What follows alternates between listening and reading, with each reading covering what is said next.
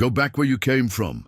A heckler's voice sliced through the air, shattering the charged silence of the packed auditorium. Barack Obama stood at the podium, the weight of the moment pressing on him. The crowd shifted uneasily, some gasping, others clenching their fists.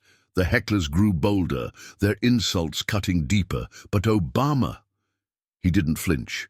His eyes swept the crowd, his response hanging in the air, ready to turn the hate into something no one saw coming. How do you think Obama should handle this? Have you ever witnessed public hate like this? Comment where you're watching from, like and subscribe for more real stories. The sun had just begun to set, casting a warm glow over the bustling city streets. In the heart of the urban landscape, a large public rally was underway. People of all ages and backgrounds had gathered, their faces illuminated with hope and anticipation. Barack Obama stood at the podium, ready to speak about social justice, unity, and the urgent need to combat systemic oppression. His presence commanded attention, the crowd hanging on his every word, eager for the message of hope he always delivered. The crowd was a tapestry of humanity. Young activists with passionate eyes, families with children in tow, elderly individuals, with faces marked by years of experience, and concerned citizens from all walks of life. They were there because they believed deeply in the power of change. They understood that Obama's words weren't just speeches, they were calls to action, lifelines in a society that seemed to need more hope than ever. The atmosphere was electric with optimism. As Obama prepared to take the stage, the crowd's energy surged, their collective desire for progress and equality palpable in the air. They believed that change was not only possible, but inevitable, if they stood united. For a brief moment, the world seemed full of promise. Each person there believed they were part of something much larger than themselves. But beneath the surface of this optimism, something darker stirred. The rally, designed to be a beacon of hope and togetherness, was about to face a disruption that would test the very values it aimed to represent. What was once a gathering of hopeful individuals would soon become the stage for a battle, not between people, but between the forces of hope and hate. The clash was coming, and it would change everything. But for now, the energy in the air was undeniable. A sense of unity, of shared purpose, filled the crowd, and Barack Obama, standing at the podium, prepared to speak not just as a leader, but as a symbol of that unity, one that had carried him. Through countless challenges before, Barack Obama stood at the podium, his presence commanding yet unassuming as the crowd awaited his words. To those who had watched him rise from humble beginnings to the pinnacle of political power, Obama was more than just a leader. He was a symbol of resilience, of perseverance, and of hope. His calm demeanor radiated strength, as though the weight of the world had settled comfortably on his shoulders.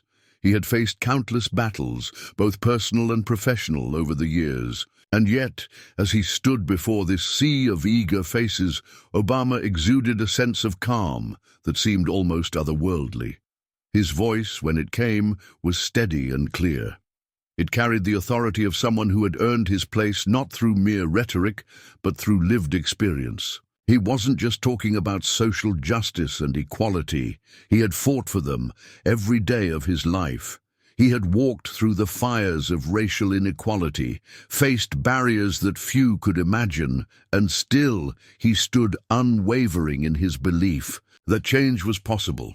In these moments, Obama's true character shone through. He wasn't simply a politician delivering a speech. He was a man who had been shaped by adversity, someone who understood what it meant to fight for fairness when the odds were stacked against you. Each word he spoke was infused with empathy. He spoke for those who couldn't be heard, for the marginalized, for the oppressed. His message wasn't just about creating policy change, but about fostering understanding, unity, and respect for every human being. Obama's eyes scanned the crowd, not as a figure of authority, but as a leader who had walked the very path they were on. His journey had been long, filled with struggles that mirrored those of so many others.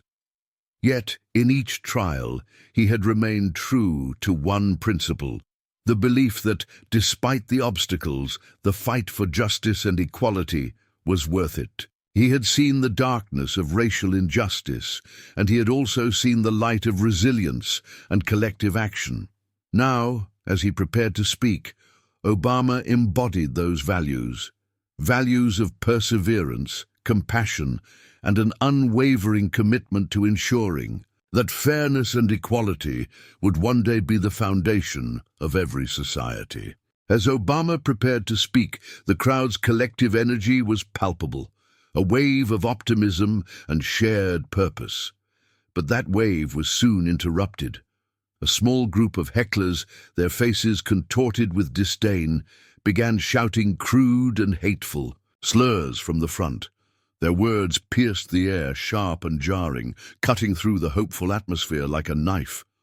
"Go back to where you came from," one shouted, his voice laced with venom. Another followed with a racial slur, aimed not only at Obama, but at the entire gathering. The contrast could not have been starker. Where Obama stood as a symbol of unity, these individuals embodied division. Where his message was one of justice, their words dripped with hatred. Their intention was clear: to disrupt the rally, to challenge the sense of peace and solidarity that had taken years to cultivate. They sought to provoke, to remind everyone in the crowd that for some, equality and unity were still out of reach. Their words echoed through the crowd, cutting through the palpable silence that had once enveloped the gathering. Some in the crowd flinched, others looked nervously around, but a few stood their ground, their eyes narrowing in anger. The hecklers didn't care for the message being delivered. They cared only about creating chaos, about sowing division, where there had been none. As the hecklers continued, the true ugliness of their prejudice became clear. This wasn't just about a few people trying to make noise. It was about a deeper, more insidious force: racism. They weren't just challenging Obama. They were challenging the very concept of justice, equality, and the unity Obama had spent his life advocating for. The taunts began to grow louder, more aggressive, testing both Obama's resolve and the patience of the crowd. In that moment, the tension became palpable. The thin line between peace and disruption was being tested. The hecklers weren't just fighting Obama. They were fighting the very values he represented. And in doing so, they forced a reckoning, not only for Obama, but for everyone who believed in the message of hope he carried. As the hecklers continued their barrage of hateful remarks, the crowd, once united in anticipation, now found itself divided. Some individuals stood frozen, unable to react to the disruption unfolding before them. Their eyes were wide with shock, their faces marked by disbelief, as if unsure how to process the ugliness that had suddenly surfaced. They glanced nervously at one another, the tension in the air palpable, and many felt their voices stifled by the fear of confrontation. Yet, even in the face of such hostility, there were others, brave souls, who refused to be silenced. Inspired by Obama's message of resilience and unity, a few stepped forward, their voices rising above the noise of the hecklers. One young woman, her eyes full of resolve, shouted back at the hecklers, "This is not your platform. We stand for justice." Another man, older and with the weight of years behind him, moved closer to the front, his hands raised in a peaceful gesture, his voice steady but firm. "We won't be divided," he called out. "Not here, not now." These allies, standing tall in the face of hate, began to push back against the disruption, challenging the forces of racism that sought to undermine the rally's message. In their actions, they highlighted an essential truth. Racism often thrives in silence, but resistance can only be sparked when individuals choose to speak out. While some in the crowd remained passive, perhaps too intimidated to act, these voices of defiance created a ripple effect. The bystanders, who once stood paralyzed by fear, began to feel the stirring of solidarity. The quiet murmurs of dissent grew louder, and soon more individuals began to join in, standing side by side, united in their rejection of hate. This moment was a stark reminder that social justice is not the responsibility of one person alone.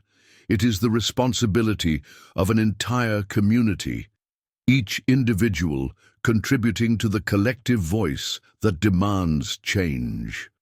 The rally, once teetering on the edge of chaos, found its footing again, thanks to the courage of those who chose not to be passive in the face of injustice. In a moment of silence, a few words can make all the difference. How will Obama respond when pushed to the edge? Will his message of unity remain unbroken, or will the hatred of a few shatter the hope of many? Stay with us as this pivotal moment unfolds. Obama's voice remained steady, his words flowing with the calm certainty of a man who had spent years advocating for unity and social justice. But as he spoke, the interruption grew more intense. The hecklers, once shouting isolated insults, now raised their voices in unison, their chants filled with hate. "Go back to where you came from," one of them shouted, followed by another slur. The words hung in the air, poisonous and loud, carrying far beyond their immediate circle. Their racist taunts weren't just aimed at Obama anymore. They were directed at the very people gathered to hear his message of hope. The crowd, once unified in their anticipation, began to shift uneasily. Some lowered their heads, unsure of how to react. Others cast furtive glances at one another, their expressions a mix of discomfort and disbelief. A few, caught between wanting to stand their ground and fearing the potential fallout of confrontation, looked to Obama for guidance. What would he do? Would he allow the disruption to continue, or would he take action? The hecklers didn't relent.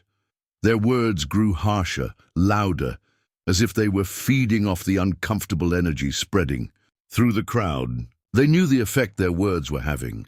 They were attempting to draw a line in the sand, to polarize this moment into a battle between the values of hate and the ideals of equality Obama had come to champion. The unity that had once filled. The air now felt fragile, like it could shatter with just one more insult. Obama, however, remained focused on his speech, his face a mask of determination. Internally, however, the tension was building. He could feel it in his chest, the weight of the moment pressing down on him. Should he continue? Should he ignore the hate and focus on the people who had come to hear his message of hope? Or should he confront the hate head-on? Every instinct told him that silence in this moment could be perceived as weakness, but responding might escalate the situation further. The crowd's discomfort deepened with every passing moment. Some visibly tensed, their shoulders tight with anxiety, while others began to whisper among themselves. The hecklers' voices rose, and with it, the atmosphere thickened with the poison of division. Obama had always known that moments like these would come, but how could he navigate it? Would he risk inflaming the situation by confronting the attackers directly, or would he keep his focus on the greater good, hoping that the message of unity would eventually overpower the hate? The stakes had never been higher. This wasn't just about a group of individuals disrupting a speech. It was about the core ideals of unity, equality, and justice being challenged, mocked, and threatened. The weight of the decision was enormous, and Obama's mind raced with the implications. What would his next move be? How could he ensure that the rally did not turn into a spectacle of division, but instead remained a beacon of what the crowd truly stood for? The tension in the air was thick enough to cut with a knife. It felt as if the entire moment was suspended, teetering on the brink of chaos. And Obama stood at the center of it, poised between action and restraint. knowing that what happened next would define not just the evening, but potentially the future of this movement. Obama's voice remained steady, his words flowing with the calm certainty of a man who had spent years advocating for unity and social justice. His speech focused on the ideals of equality and the importance of togetherness in the face of adversity, was meant to inspire a room full of individuals committed to change. But as he spoke, the interruption grew more intense. The hecklers, once shouting isolated insults, now raised their voices in unison, their chants filled with hate. "Go back to where you came from," one of them shouted, followed by another slur. The words hung in the air, poisonous and loud, carrying far beyond their immediate circle. Their racist taunts weren't just aimed at Obama anymore. They were directed at the very people gathered to hear his message of hope. The crowd, once unified in their anticipation, began to shift uneasily. The faces of the individuals in the front rows showed discomfort, eyes darting to the sides, as if searching for support or guidance. Some lowered their heads, unsure of how to react. Others cast furtive glances at one another, their expressions a mix of discomfort and disbelief. A few, caught between wanting to stand their ground and fearing the potential fallout of confrontation, looked to Obama for guidance. What would he do? Would he allow the disruption to continue? Or would he take action? The hecklers didn't relent. Their words grew harsher, louder, as if they were feeding off the uncomfortable energy spreading through the crowd. They knew the effect their words were having. They were attempting to draw a line in the sand, to polarize this moment into a battle between the forces of hate and the ideals of equality Obama had come to champion.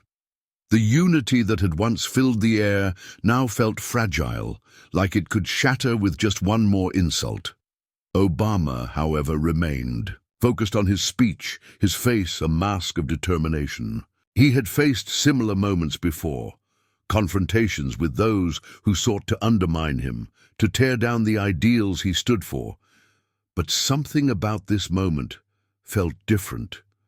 This wasn't just about one man or one speech. This was about the very fabric of the society they were trying to build together, a society that needed the courage to confront hate head-on. Internally, however, the tension was building. He could feel it in his chest, the weight of the moment pressing down on him. Should he continue? Should he ignore the hate and focus on the people who had come to hear his message of hope? Or should he confront the hate head-on, potentially escalating the situation? Every instinct told him that silence in this moment could be perceived as weakness, but responding might inflame the crowd even further. The stakes were rising, not just for the rally, but for the broader message of unity he had spent his entire political career promoting. The crowd's discomfort deepened with every passing moment. Some visibly tensed, their shoulders tight with anxiety, while others began to whisper among themselves, unsure of how to react to the growing hostility. The hecklers' voices rose, and with it the atmosphere thickened with the poison of division. The air, once filled with hope, now seemed to carry a dangerous undercurrent, one that threatened to turn the gathering into a spectacle of hate rather than a moment of collective unity. Obama's mind raced, grappling with his options. He knew he couldn't simply ignore this. The consequences of silence would resonate far beyond this event, but he also knew that a confrontation could easily escalate into chaos. The battle in his mind was fierce, each moment seeming like a lifetime. How could he balance the need to address the hate without letting it overwhelm the message of peace and unity? The weight of history pressed down on him. This wasn't just about standing up to hecklers. It was about the very values he had spent his life championing: equality, fairness, and the right of every person to be treated with dignity. The hecklers weren't just challenging him. They were challenging everything he stood for. This was more than a speech. This was a test of his leadership, his values, and his ability to lead a movement in the face of hate. The tension in the air was thick enough to cut with a knife. It felt as if the entire moment was suspended, teetering on the brink of chaos. Obama stood at the center of it, poised between action and restraint, knowing that what happened next would define not just the evening, but potentially the future of the movement he had worked so tirelessly to build. His decision in this moment was no longer just about words. It was about the kind of society they were all fighting for. The tension was palpable, but so was the potential for change. As Obama stood at the podium, the words of the hecklers still. Ringing in the air, a heavy weight began to settle within him. His mind raced, revisiting moments from his past, moments where the sting of racism had left its mark. He thought of his childhood, growing up in places where he was often made to feel like an outsider. The subtle glances, the exclusion, the feeling that no matter how hard he worked or how much he achieved, there was always something about him that made others see him as other. He remembered the first time someone looked at him, not as a person, but as a color. It wasn't the ignorance that stung the most. It was the realization that for some, that color would always be a barrier. The memories rushed at him, and in that instant, they fueled his internal fire. The moment he found himself in now, facing a group of hecklers who thought they could tear down everything he stood for, became more than a simple exchange. It wasn't just a few loud voices trying to disrupt a speech. It was an attack on his entire existence, an attack on the dignity of everyone who had ever been marginalized. But it wasn't just his fight anymore. As much as he longed to respond, with the passion he felt inside, Obama knew he wasn't only fighting for himself, he was fighting for every person who had ever been judged based on their skin color, their name, their accent, their beliefs. He was fighting for every marginalized group whose voice had been silenced by the weight of prejudice. The tension in the air thickened, and Obama turned his gaze from the hecklers to the crowd. What he saw was a spectrum of emotions: anger, confusion, frustration, fear. The faces in the crowd were a mixture of hurt and disbelief. For some, the insults had ignited a deep sense of injustice, a reminder of their own struggles against systemic discrimination. For others, it was fear. Fear that the unity they had so longed for was slipping away. And then there were those who simply didn't know how to react. They were frozen, paralyzed by the hate that had suddenly taken center stage in the very place that was meant to be a safe space for empowerment. The crowd, once filled with excitement and hope, now seemed unsure of its own strength. The hecklers had done what they set out to do. They had divided the room, planting seeds of doubt and fear. The rally, which was meant to be a moment of solidarity and progress, had quickly become a battleground between the forces of hate and the promise of hope. The weight of it all pressed heavily on Obama's chest. In the midst of this turmoil, Obama wrestled with a critical question. What would his silence convey? Was staying calm, not responding in kind to the hate being hurled at him, a sign of weakness? Or was it a show of strength, a demonstration of control in the face of injustice? The pressure to make the right decision felt unbearable. He knew that whatever choice he made would be scrutinized, not just by those present in the rally, but by a broader society that had long been divided on issues of race and equality. Would his restraint be seen as a rejection of the hate, or would it be interpreted as a failure to stand up for the very people who had come to him for leadership? If he remained calm, what message would that send to the crowd? The very people who needed to see that defiance, resilience, and strength in the face of hate were powerful weapons. Obama's internal conflict swelled. On one hand, there was the voice that urged him to stay steady, to stay on message, to rise above the provocation. On the other, there was the raw emotion of someone who had lived through it all, the personal toll that racism had taken on him, and the desire to confront the hate head-on. The questions felt endless, and the stakes felt impossibly high. Obama was no longer just thinking about his own response. He was thinking about the ripple effect his actions would have. Would the crowd feel empowered to stand up against the hate, or would they shrink back in fear? Could he turn this moment into a victory, or would it unravel everything they had worked for? As the hecklers shouted louder, Obama realized something. This wasn't just about one moment in time. This was about the message he would send to every person who had ever felt powerless in the face of prejudice. His response would be more than a reaction. It would be a defining statement about who they were as a people, as a nation. The hecklers' behavior, once just a few isolated voices, had started to take root in the crowd. What had been a vibrant, unified group, eager to hear Obama's message of justice and hope, now felt torn apart. Their once shared sense of optimism was fading, replaced by discomfort and unease. The air, once thick with the energy of a hopeful rally, was now suffocating, thick with the weight of uncertainty. The tension between the ideals Obama was preaching and the hate being directed at him grew impossible to ignore. As the hecklers' voices grew louder, so did the sense of division in the crowd.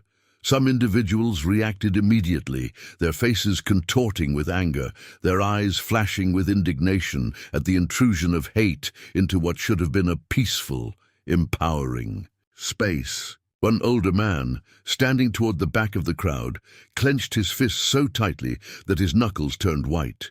His teeth were gritted in frustration, his body stiff with the urge to do something, anything, about the taunts he had just heard. He had lived through this kind of hatred before. He had seen how people like him were treated by society, and he knew how damaging words like those could be. His body wanted to act, but his mind held him back. Would his response make things worse? Could his anger calm the situation, or would it escalate the conflict? So he stood still, breathing deeply, holding back his instinct to shout out in defense of the values Obama had come to embody. Nearby, a young mother shielded her child from the commotion, though the child, unaware of the racial context of the disruption, was more interested in the surrounding sights and sounds. Her expression was one of concern and confusion. The protective instinct in her made her want to shield her child from the ugliness unfolding before them, to preserve the moment of hope she had envisioned when she decided to attend the rally. Yet in her heart, she felt an ache that this moment meant to inspire had now turned into something deeply troubling. She had come to teach her child the value of hope, equality, and resilience. But in the face of this very real hate, how could she shield her child from the truth of the world they were inheriting? Would the message of unity hold up against the anger that was now threatening to overwhelm the room? In the front of the crowd stood a young activist, no older than 20, their heart pounding in their chest. They had come to the rally full of hope, ready to stand up for the cause of equality. But now, as the hecklers pushed their hatred further, the young activist was frozen. The emotional toll of seeing this overt racism in real time had left them paralyzed. They had marched for justice before, spoken out against prejudice in their community, but now, faced with the ugliness of it right in front of them, they didn't know whether to step forward, to stand tall alongside Obama, or remain quiet, hoping it would somehow resolve itself. The activists' internal conflict was palpable. Should they confront the hate head-on, risking an all-out altercation with the hecklers and potentially igniting chaos, or should they stand silently, hoping the moment would pass? Every part of them wanted to act, to be a force for good in the midst of this ugliness. But as the words from the hecklers became more frequent, the activist felt the power of fear pressing against them. Fear that speaking out might endanger everyone around them. Fear that their actions, though rooted in a belief for justice, might lead to something far worse. The entire crowd felt the psychological toll of the hate. It wasn't just about Obama. It was about the collective weight of prejudice, about how hatred didn't just impact the direct targets, but how it spread its toxicity through a crowd. The faces of those watching this moment unfold showed deep pain. The pain of realizing that no one was immune to the toxic effects of racism. It was clear now. This was no longer just about Obama standing against the hecklers. This was a reflection of the larger societal struggle against racism. The rally, which had been a symbol of progress and empowerment, now felt like a battleground, a place where hope was being contested, where every word from the hecklers seemed to push the crowd further into a space of discomfort and doubt. The question, now louder than ever, began to rise in the minds of those present. How does society react when confronted with prejudice? Will they rise up in resistance, choosing to speak out and reject the hate? Or will they remain passive, letting the noise of hatred drown out the call for unity? As Obama looked out over the sea of faces before him, he saw the faces of individuals, people, who had come to this rally believing in something greater than themselves, now torn between standing firm and staying silent. The weight of the decision pressed on everyone. As the hecklers continued, their words seeping into the crowd, the moment had turned into more than just a speech. It was a choice, one that would be made by each person in that crowd. Would they stand up for what was right, or would they let the fear and division take hold? Have you ever felt the suffocating weight of prejudice in the air, as if the very atmosphere is thick with hatred? How does it feel when your integrity is tested in front of a crowd, when your values are pushed to the limit? What would you do if you were in Obama's shoes, facing such open hostility and hate? Stay with us to see how he chooses to respond. And what happens when the battle for justice takes center stage? The tension in the air felt like a storm waiting to break. The rally, which had begun as a celebration of hope, now stood on the brink of collapse. The hecklers' voices, still echoing through the crowd, had done their work. They had sowed doubt, anger, and division. The energy that had once filled the space with optimism was now thick with uncertainty and discomfort. Obama stood at the podium, his posture firm, but his mind racing. The moment had arrived. The time for silence had passed. He paused mid-speech, his voice faltering for just a moment before gathering itself again. His eyes scanned the crowd, eyes full of anticipation, eyes full of fear, eyes filled with hope. Then, slowly, he turned his attention to the hecklers, their faces contorted with hatred and rage. For a split second, the world seemed to hold its breath. The crowd fell into a heavy silence, as if everyone present understood that this moment would define the course of the rally, and perhaps something much larger. In the space between the tension, Obama's voice rang out, calm yet carrying a weight of power that only years of experience and moral clarity could bring. "You may shout," he said, his words cutting through the noise. "You may try to break us apart, but your hate will not define this moment." His tone was firm but measured, his words piercing the tension like a calm yet powerful force. The hecklers faltered, momentarily stunned by the force of his conviction. The crowd, still holding its breath, waited for the next word. Obama, not missing a beat, continued, "Your words are born from fear, fear of change, fear of unity, fear of equality. But let me remind you, this moment does not belong to hatred. This moment belongs to hope. It belongs to all of us who believe that, together, we can rise above this fear." The words fell like stones into a still pond, and a ripple of silence spread through the crowd. People stood frozen, their faces a mixture of awe, disbelief, and deep respect. Obama had not just answered the hecklers, he had answered the moment itself. He had turned their hatred into an opportunity for reflection, challenging not only the hecklers, but the entire crowd to examine the roots of the division they were witnessing. His message was not one of retaliation, it was one of resilience and unity. His gaze turned back to the hecklers, his eyes steady, unwavering. "What you do here today," he continued, "is not an act of courage. It is an act of deep-seated insecurity, a reflection of a fear that you carry inside you. Your words do not define this rally, and they certainly do not define the future of this country." As Obama spoke, something remarkable began to happen. The energy in the room began to shift. Where there had been division, now there was a subtle but unmistakable sense of unity starting to form. The crowd, once divided by fear, now found themselves standing together, drawn to Obama's call for a greater purpose. His words had not just addressed the hecklers.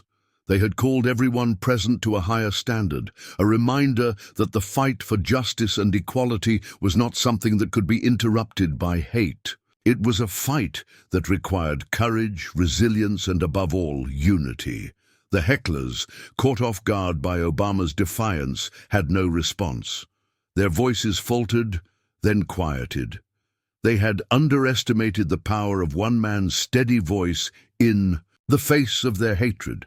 And more importantly, they had underestimated the power of a united crowd, united not by their silence, but by their shared commitment to justice and hope. Obama's calm but forceful defiance served as a mirror to the crowd. In his words, they saw their own strength, their own ability to rise above hate and fear. It wasn't just Obama who stood tall, it was the entire crowd, their collective resolve to reject the division that had been forced upon them. His courage had sparked something within them, and in that spark they began to see the true power of solidarity. For a brief moment, the world outside the rally faded away. There was no more shouting, no more division. In its place was the sound of applause, quiet at first, but growing louder, a wave of support washing over the space. The applause was not just for Obama, but for the crowd itself, for the silent strength they had discovered in that moment. They had been tested, and they had stood strong. This was a turning point. The rally, which had been on the brink of collapse, was now united. Obama's response had not only neutralized the hecklers, but had transformed the atmosphere into one of empowerment. It was no longer about the hatred that had been thrown at them. It was about the message of hope and unity that they now carried forward. For a moment, the hecklers stood silent, their earlier taunts faltering in the face of Obama's unshakable resolve. The crowd, still hanging on every word, began to stir, slowly at first, as if unsure whether they could believe what they were witnessing. Obama, undeterred, stepped forward, his eyes sweeping the crowd. His voice grew stronger, the conviction behind it unmistakable. He was no longer speaking just to the hecklers, he was speaking to everyone. He was speaking to the very heart of the issue at hand. "This," Obama began, his voice unwavering, "is not just about a few loud voices trying to stir division. This is about something far greater. This is about the very fabric of our society." His words were deliberate, powerful. He wasn't just confronting hate. He was challenging everyone present to see beyond the surface, to recognize that the true battle was not against individuals, but against the deep-rooted systems that had allowed prejudice to persist for so long. "We must rise above this," Obama continued, "and we must do it together, united in the fight for justice."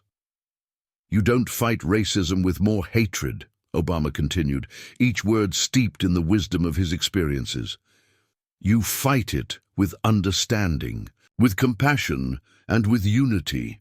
His message resonated with a quiet power that seemed to reach into the depths of every listener's heart. There was no room for division in his words, only the call for solidarity, the recognition that the true strength of a community lies in its ability to come together, not in the act of tearing one another apart. He paused, letting the weight of his words settle over the crowd, before continuing. Throughout my life, I have faced many challenges because of the color of my skin. I have been judged, belittled, excluded, simply because of who I am. But in those moments, I learned something profound, that strength does not lie in uniformity. It lies in the richness of our diversity, in our ability to embrace our differences, not to use them as weapons against one another. As he spoke, the emotional weight of his words began to sink in. For many, it was as if a veil had been lifted.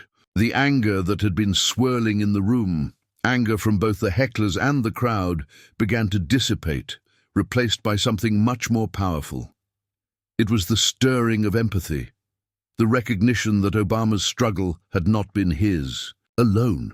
It was the struggle of everyone who had ever been marginalized, discriminated against, or pushed to the fringes of society. The crowd's collective breath seemed to catch in unison. The earlier confusion and fear were transforming, replaced with a renewed sense of resolve. People's faces softened, their expressions shifting from tension to reflection. It was as if, with every word Obama spoke, they were finding their own voice.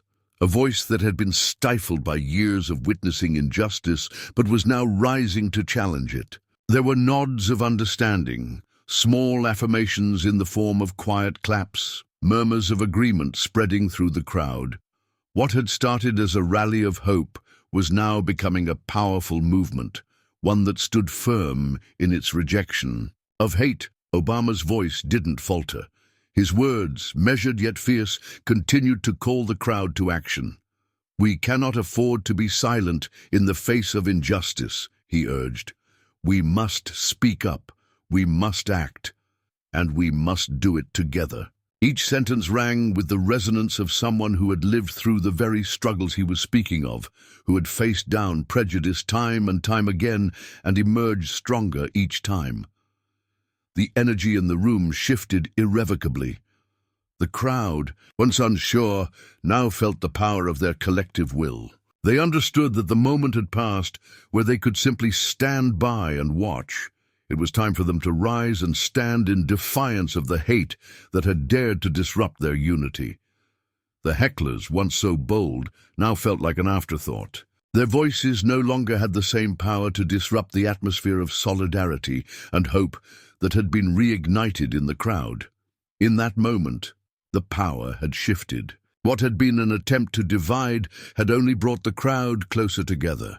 Obama's words, his resilience, and his unwavering commitment to justice had inspired a transformation, and the collective will of the people had become a force stronger than any individual hatred. The hecklers' attempts to sow discord had faltered in the face of a unity that could not be broken.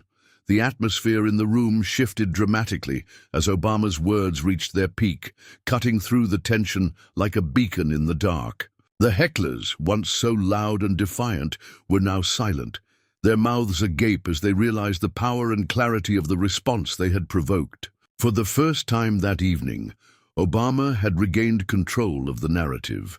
The divide they had tried to create had begun to fade, replaced by something much more powerful. The tension that had threatened to engulf the room dissipated, replaced by a palpable sense of unity.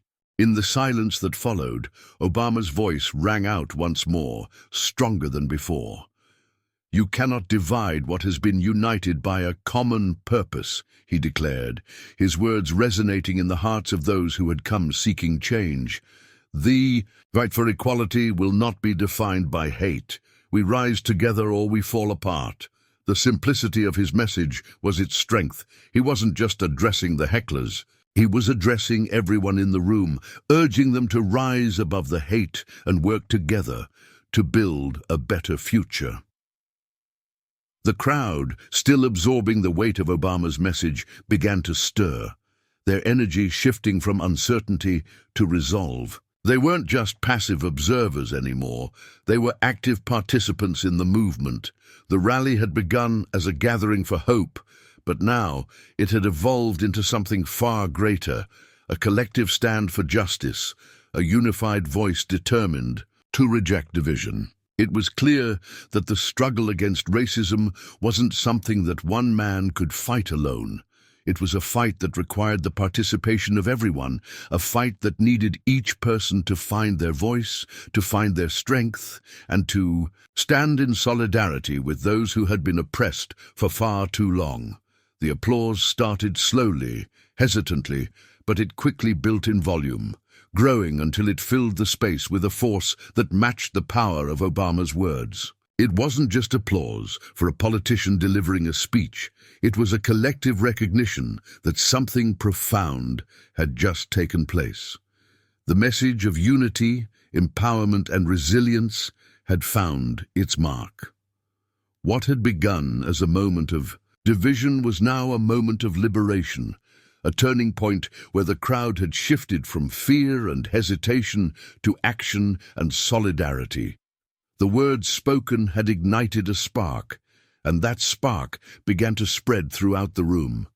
As the applause continued, there was a sense of renewal in the air.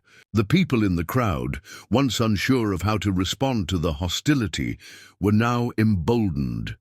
They stood together, not just as individuals, but as a united front, prepared to carry Obama's message of justice forward. It was as if they had realized, in that moment, that they were part of something larger than themselves, that the fight for equality was not just a distant ideal, but a real, tangible effort that required their involvement, their voices, and their courage. They were no longer passive bystanders. They were a collective force for change, and the momentum was shifting in their favor. The hecklers, once the loudest voices in the room, now found themselves completely outnumbered. The powerful message of unity and justice had drowned out their hate. Their attempt to disrupt the rally had failed, and with each second they were being pushed further to the margins of the space. It was a symbolic retreat, a clear sign that the forces of division and hatred no longer held sway in the face of a collective will to resist. They were no longer in control of the narrative. As the hecklers stepped back, the mood in the crowd was transformed. The collective energy had shifted from tension to strength, from uncertainty to purpose. The crowd stood together, their resolve strengthened by the challenge they had just overcome. They understood, now more than ever, that the fight for justice and equality was a collective effort, one that required them to stand firm, side by side, against the forces of hate and division. They knew that despite the struggles ahead, they were not alone. Obama, too, stood tall. His calm demeanor, his resilience, and his unwavering commitment to justice had not only silenced the hecklers, they had inspired a transformation in the hearts of the people present. What had begun as a moment of division had become a turning point, a moment of collective strength and empowerment. The crowd, united in their rejection of hate, now understood that their shared purpose was stronger than any attempt to tear them apart. With that understanding, they moved forward together. What happens when silence is broken by the truth? Will Obama's words change the hearts of the crowd and the world? Stay tuned as the story unfolds and see how this confrontation sparks a ripple effect of change. The aftermath of Obama's confrontation reverberated far beyond the rally that had taken place in that moment. The video of his powerful response to the hecklers quickly made its way across social media platforms, catching fire with a speed that stunned even the most seasoned political analysts. Within hours, it had gone viral, spreading across the world like wildfire. The footage, Obama standing firm, his voice unwavering in the face of hate, was shared across continents, reaching millions who had yet to witness his resolve firsthand. People from all walks of life, from every corner of the globe, found themselves moved by the grace, the strength, and the unshakable courage Obama displayed in a moment when so many would have faltered. It was as if, in that instant, he became not just a leader, but a beacon of hope for those fighting against injustice worldwide. The message he conveyed in his words of unity and resilience resonated deeply with people from all races, backgrounds, and political affiliations. His refusal to back down, his choice to confront hate with strength and empathy, became a rallying cry for those seeking a way to push back against racism in their own communities. The video quickly transcended the event itself. It became a symbol of resistance, a powerful call to action. It wasn't just about one speech, one man. It was about a larger movement that had been long in the making, a global conversation about the need to confront and dismantle the forces of racism. Wherever they existed, the response was swift and loud.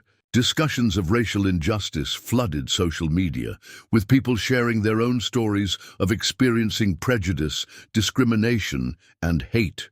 Obama's words sparked a much-needed dialogue on accountability, on what it means to stand up not just for yourself but for the countless others who have been silenced, ignored, or oppressed. It became clear that the video had done more than just document a political moment.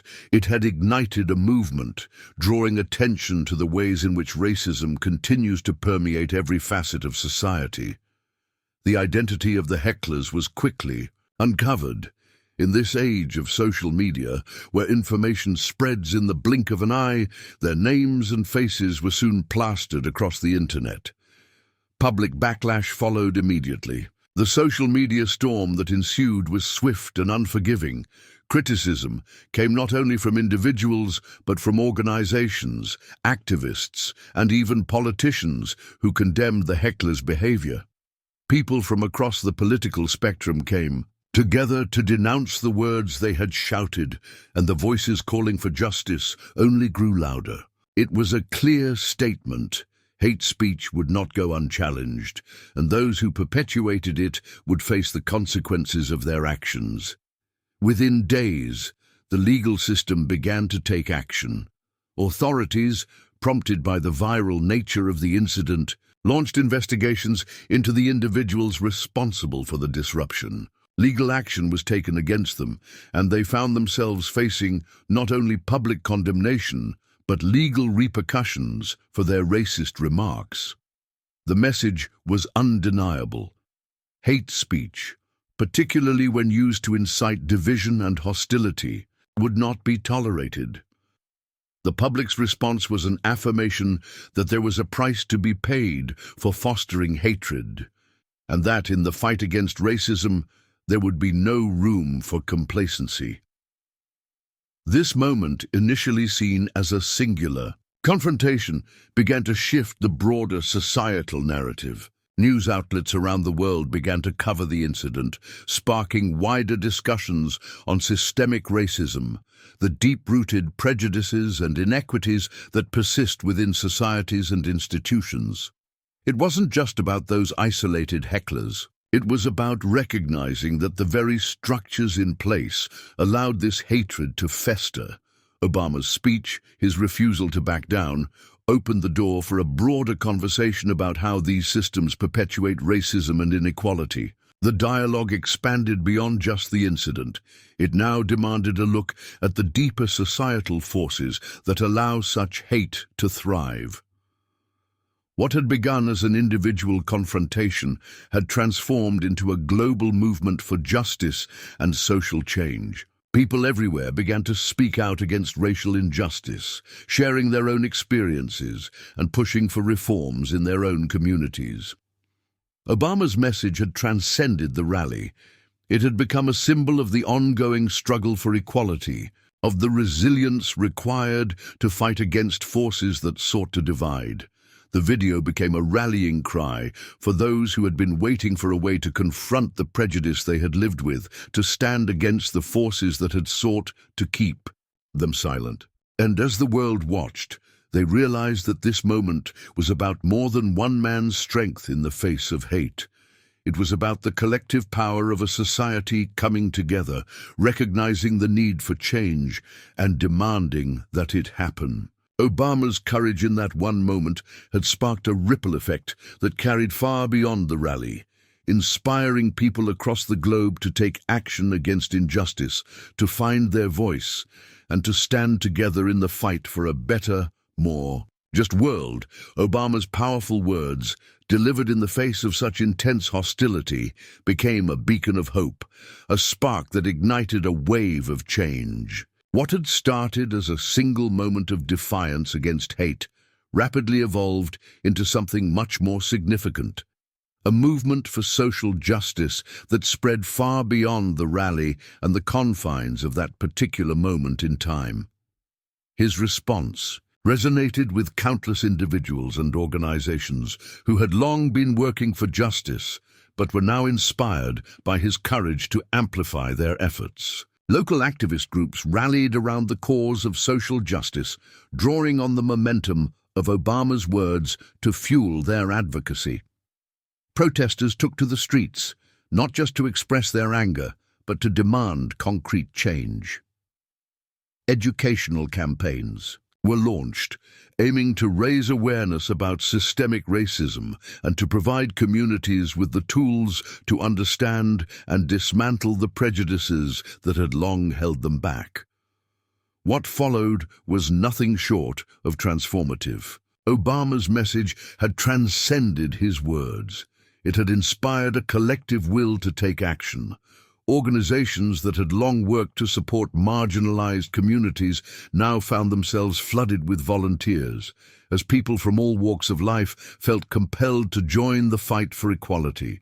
These organizations, once operating with limited support, now found themselves bolstered by the collective energy of a newly awakened public, each person eager to make a difference in whatever way they could. The video of Obama's powerful response continued to circulate, spreading across social media and news outlets. Each share, each retweet, each repost became a further endorsement of the call to action he had issued. People used it as fuel for their activism, drawing on the video's strength to push their own campaigns forward. It wasn't just a single video anymore. It had become an emblem of resistance. Online movements began to take shape, with hashtags like Stand Up to Hate and Unity in Diversity trending worldwide. These hashtags became symbols of collective resistance, bringing together people from across the globe who were all committed to fighting inequality in whatever form it manifested. For many individuals, the video served as a call to reflect on their own experiences and to take a stand in their own lives. Some shared stories of how Obama's words had inspired them to confront racism in their communities. A young woman, watching from her small town, saw the video and for the first time felt empowered to challenge the casual bigotry she had witnessed all her life. She joined a local anti-racism group, organizing protests and workshops to educate others on the importance of diversity and inclusion. A teacher, seeing the viral video in her classroom, decided to incorporate lessons on social justice into her curriculum, encouraging her students to think critically about the world they lived in and the role they could play in creating a more just society. The impact was immediate and far-reaching. From small acts of defiance, like calling out microaggressions in everyday conversations, to larger community efforts, the ripple effect of Obama's response continued to spread. Activists found themselves empowered by the collective strength of those around them. People who had once felt powerless in the face of such overwhelming hate now understood that their individual voices, when joined together, could create a force strong enough to challenge the very systems of oppression that had divided them for so long. Obama's resilience became a symbol of empowerment for people everywhere. His actions demonstrated that even in the face of hate, there is power in standing tall, speaking out, and fighting for what is right. His message was clear. Justice could only be achieved if people came together and fought as one. Obama's speech had not only sparked a global conversation, it had sparked a movement. His leadership, marked by dignity and strength in the face of adversity, transformed the mood of the rally, but it also shifted the broader cultural conversation about racism, responsibility, and solidarity. It became a moment that defined a new era of social activism, one in which people understood that their silence in the face of injustice was no longer an option. The world was watching, and the world was ready to act. Communities around the world recognized the power of collective voices in fighting inequality. What had begun as a political rally had transformed into a symbol of unity, a call to action that transcended national borders. The ripple effect spread through every level of society, from local communities organizing grassroots movements to international organizations pushing for policy changes. What had started as a single speech was now a global movement, and the conversations that had been sparked in the wake of Obama's words grew louder each day. The idea that justice could be achieved through unity and resilience became a shared belief, one that was carried forward by millions of people committed to ensuring that equality would no longer be a distant hope, but a reality within reach. Obama's words had created something more than a momentary sense of solidarity. They had ignited a movement that would forever shift the landscape of the fight for justice. The message was clear, and its implications were far-reaching. When people come together, when they rise above the forces of hate and division, they can change the world. The world had witnessed this in that moment, and it was ready to carry that message forward into every corner of society. As the dust settled from the rally, Obama stood alone on the stage for a brief moment, the crowd's applause still reverberating. In the air, his eyes scanned the sea of faces, each one filled with a mix of hope, gratitude, and empowerment.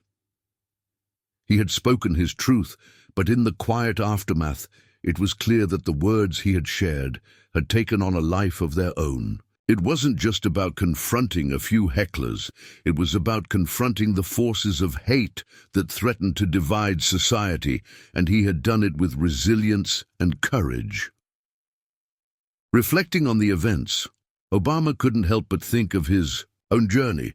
He had faced racism and adversity his entire life, moments where the color of his skin had been used to define him, to limit his potential. But through it all, he had chosen to stand firm, to rise above the prejudice and hate.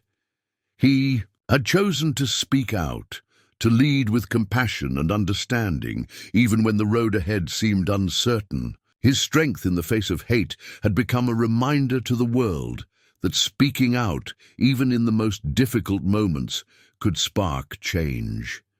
He knew that this confrontation had been a turning point, not just for him, but for everyone who had witnessed it. It wasn't just a fleeting moment of defiance, it was the beginning of something much bigger. The video of his response continued to spread, reaching new corners of the world. People from every walk of life shared it, posted it, and used it as a catalyst for their own activism. One voice, one act of courage, had been enough to start a wave of change. What Obama had done was not just stand up to hate in one isolated incident, but had demonstrated how each of us, when united in purpose, could turn the tide of injustice. This was not just a moment of empowerment, it was a lesson in the power of speaking out. It was a lesson in the profound impact that standing firm in your beliefs could have, not only on your own life, but on the lives of others. Obama's words had transcended the rally, becoming a global call to action. They reminded everyone that hate could be confronted, that injustice could be challenged, and that it was only by standing together, by supporting one another, that real change could occur. As Obama stepped off the stage, he took a deep breath. The battle was far from over, but he knew that this moment had created a lasting impact. It had sparked a global conversation about race, justice, and the need to confront prejudice head-on. The fight was ongoing, but the rallying cry was clear. No one needed to face it alone. The true impact of his leadership would unfold in the weeks, months, and years to come. His speech had become more than just words. It had become a movement. People everywhere began to find their voices, to stand up in their own communities against the injustices they saw. Whether it was speaking out against discrimination in the workplace, standing up for a neighbor being harassed on the street, or demanding policy changes at the highest levels, Obama's words had inspired people to act. In the quiet moments of reflection, Obama knew that the change he had hoped for would not come easily, and it would not come without further struggle. But he also knew that the seeds of change had been planted, and it all began with the courage to speak out in the face of hate, to rise above the forces of division and create something greater than the sum of its parts. His leadership, his resilience, and his unwavering commitment to justice had sparked a movement that could not be stopped. Obama's message of unity, resilience, and justice had touched the hearts of millions and reminded the world that, though the fight for equality was long and difficult, it was one worth fighting. The true power of his speech lay not in the applause of the moment, but in the change it set into motion, a change that was only beginning to take shape. The fight for justice, for equality, and for unity had only just begun. And in that, Obama's leadership had become the beacon that would continue to light the way. Have you ever felt like you had to constantly prove your worth just to be treated equally, as if your value wasn't immediately recognized because of who you are or where you come from? How did you rise above that challenge and assert your right to be seen and heard? Share your story in the comments below, and let's keep the conversation going. Obama's powerful stand is a reminder that we all have the ability to make a difference. What steps have you taken to fight against injustice in your own life? Share your thoughts and actions in the comments below. Don't forget to like, share, and subscribe for more inspiring stories like this. Together, we can create a world of equality and fairness. Let's keep the conversation going.